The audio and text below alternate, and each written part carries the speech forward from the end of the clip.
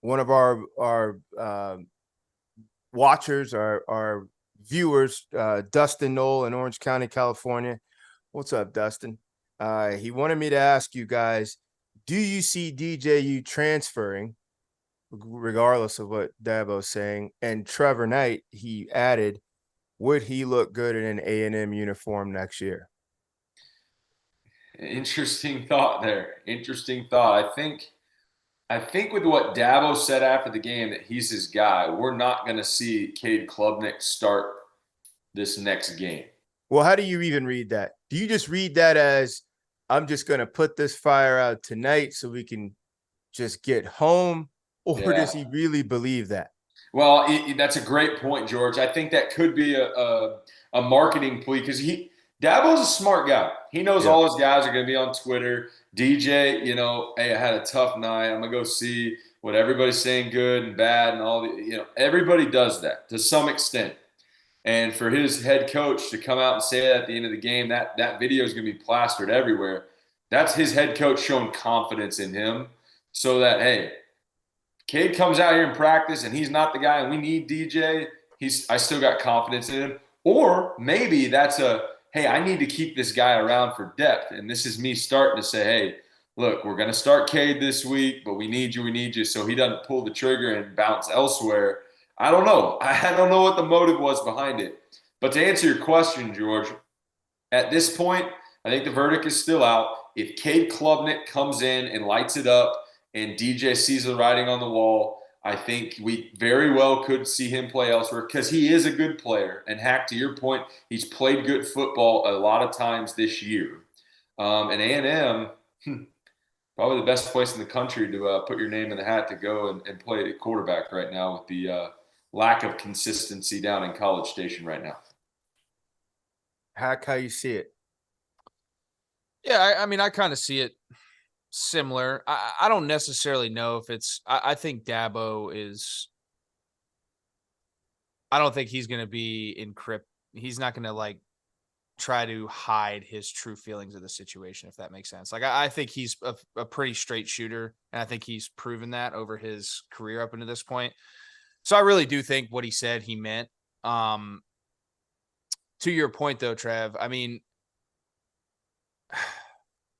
if Cade does come in and play well, it could be a completely different situation. What I think is after this week, George, if you remember last year, remember when we were talking about how he had this like almost beta personality after Yes. he got Not yanked, and we were almost. just like, yeah, I mean, he did. Did. Like it was crazy.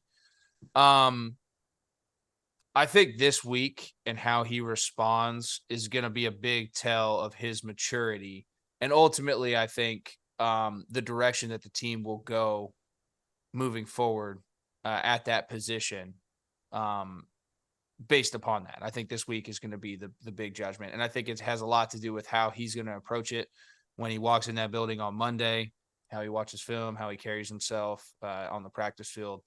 Because all those things matter, and we all know that. We've all been there, and I think that's going to be a big thing, and then ultimately how he plays next week. I think it's going to be. This is the fascinating psychology I think most people miss when those doors open to that building, whether they come in tomorrow or Monday. How does DJ carry himself? I think it doesn't really matter how Cade carries himself. I mean, with all respect, He's got nothing to lose. Wide-eyed, nothing to lose. How does DJ carry himself? And then what does coach do? How do you set the ones? Is it DJ back to the first huddle and Cade back to the two? Is there any type of split or rotation? And then they did win.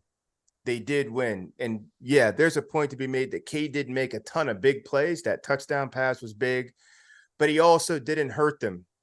He was mindful with the football, safe with the football. Sometimes just mitigating damage is a win. But here's So the thing, though, George. Like you said, though, Clemson can get there. Someone can put hands on Clemson at that right. position. You don't need a guy who just gets you by. Like it's not the Clemson teams of past where you had 2 All-Americans behind you, 3 All-Americans outside, 2 All-Americans up front, Right. and you know what I'm saying. Like you need a Yeah. guy who can drive the ship. And to me, like I said, DJ may not be big marquee games this year, but it's been their bigger marquee games up until this week. He's come out and gone toe to toe and been pretty much, in my eyes, the reason that they won the game. I agree. So here's an interesting thought as well. You know, I'll point the finger at myself. I've been saying, hey, it's a Syracuse game. It's their last ranked game, so they should skate through the rest of the season.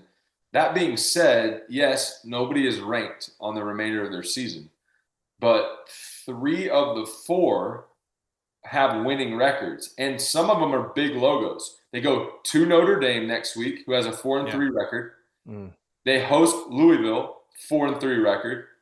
And Louisville's sneaky too. Yeah, they host Miami, who's at 3-4 right now. Very well could have a winning record by the time they play them.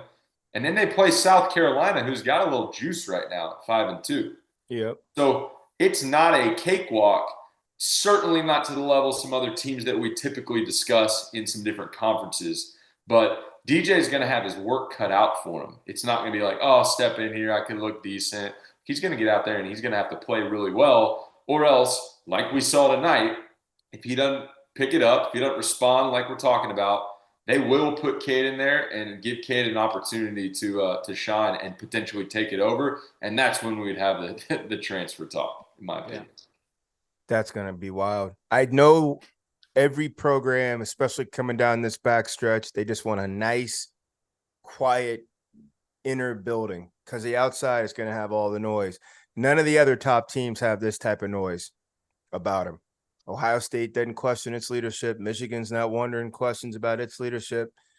Bama, Georgia, but Clemson now does. And it's going to be fascinating to see how fast can they shore that up and quiet it down inside. It's noisy inside. But regardless, the Tigers do come back. Big comeback win, defense, special teams, and the backfield.